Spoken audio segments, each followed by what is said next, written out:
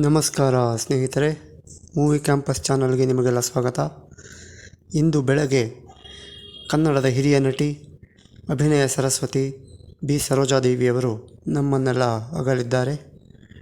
ಮಲ್ಲೇಶ್ವರಂನಲ್ಲಿರುವ ಅವರ ನಿವಾಸದಲ್ಲಿ ಅಂತಿಮ ದರ್ಶನ ವ್ಯವಸ್ಥೆಯನ್ನು ಮಾಡಲಾಗಿದೆ. ಚಿತ್ರೋದ್ಯಮದ ಹಲವಾರು ಗಣ್ಯರುಗಳು ಬಂದು ಅಂತಿಮ ದರ್ಶನವನ್ನು ಪಡೆದಿದ್ದಾರೆ. ನಟರು, ರಾಜಕಾರಣಿಗಳು ಸಹ ಆಗಮಿಸಿದ್ದಾರೆ.